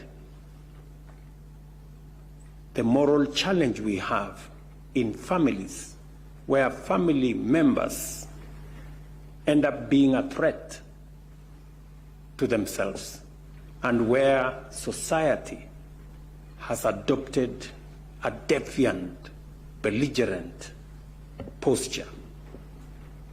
You now hear of incidences of maisha ni yangu, shughulika na yako. Where does that leave family, society, community, religion, tradition, and culture? My second assignment is on information. There is an avalanche of information. As I said yesterday, because of the different spaces of available information, it is much more easy today to inform the public, to educate the public, to even entertain the public. But also, equally, it is much more easy to misinform the public, to disinform the public, for fake news to travel miles before you know what the truth is.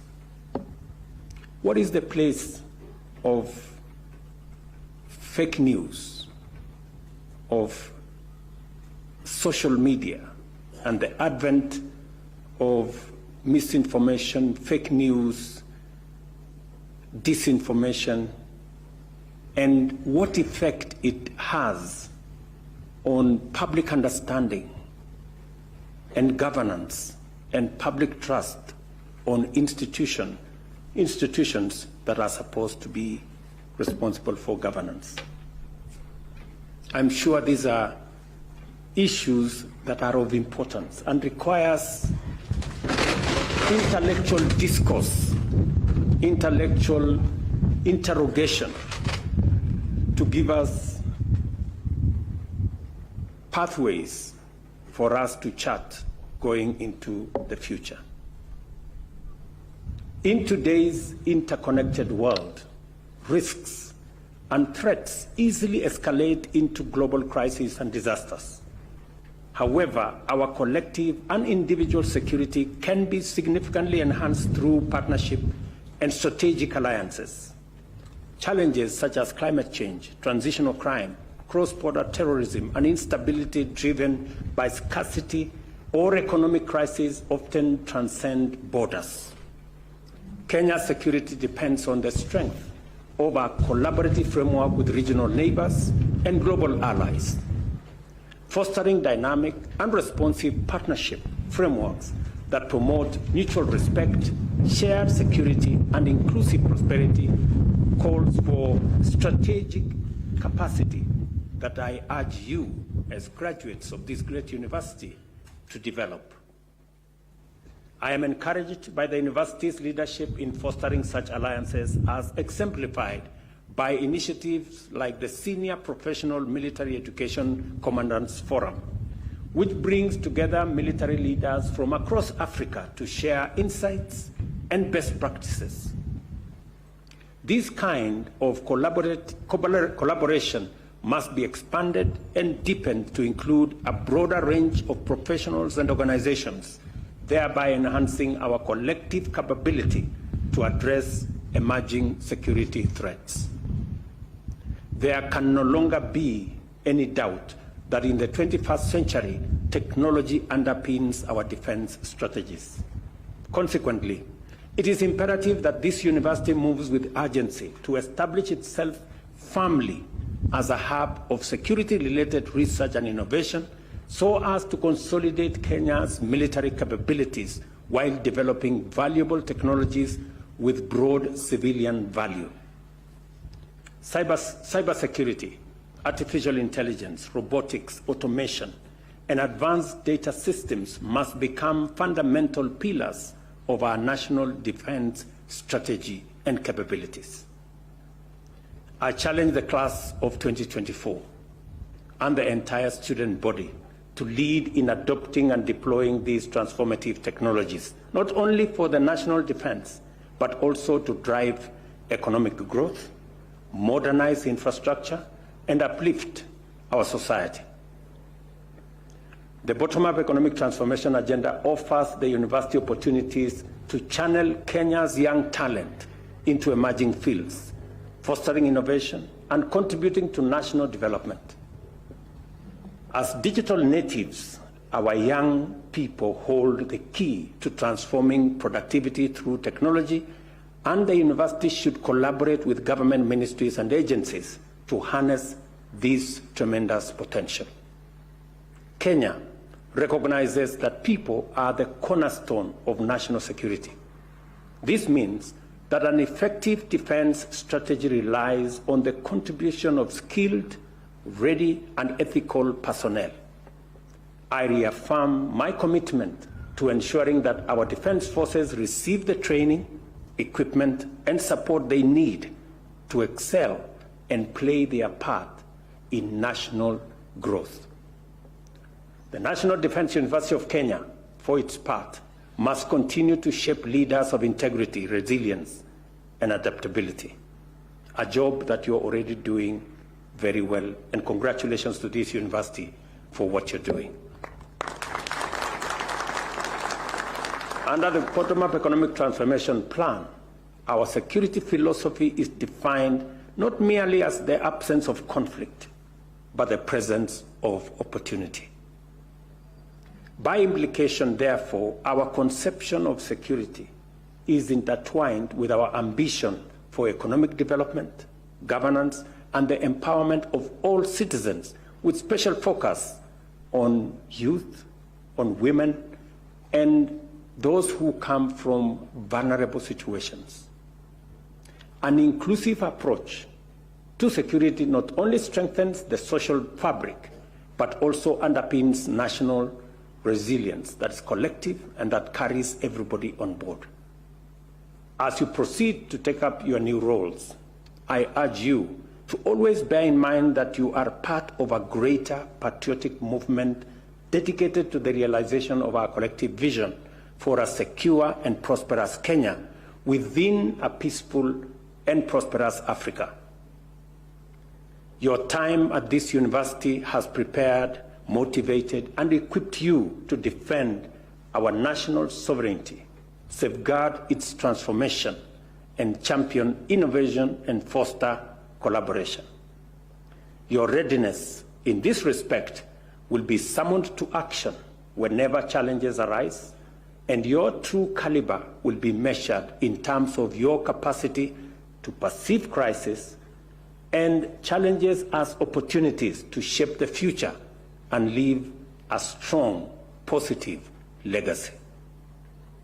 I encourage you to uphold the tradition of excellence, integrity, and service that define the National Defense University of Kenya, and to serve the people of our nation with courage, honor, and unwavering patriotism.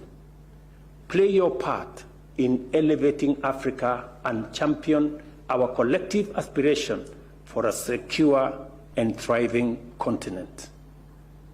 I also pray that your contribution finds favor with the Almighty God, and that every task you perform and every day you serve is blessed with success. On behalf of the people of Kenya, I congratulate the class of 2024 and wish you fulfilling careers defined by excellence in service and courage in the face of any challenge. Thank you very much. Congratulations to you. God bless you, and God bless our great country, Kenya. Asanteni sana. May we rise for the national anthem.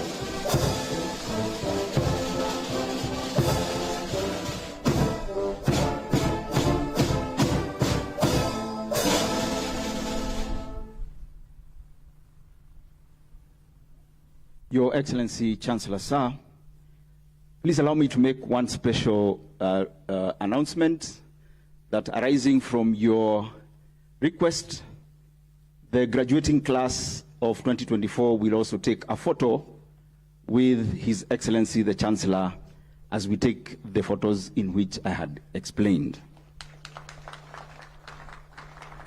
Those photos will be taken in the order in which you have graduated today. The master's class, the postgraduate diploma, and the diploma class individually. Your Excellency, Chancellor Sir, I now humbly request the mace bearer and escorts to the mace to take their position for the Chancellor's recession. The Chancellor's recession will depart in the following order. The mace bearer escorts to the mace. The Chancellor, flanked by the Chairman of Council and Vice Chancellor, Cabinet Secretaries, Council members, Vice Chancellors from other universities, Deputy Vice Chancellors, Principals and Commandants, Registrars, Heads of Program, and then academic staff. Your Excellency, sir.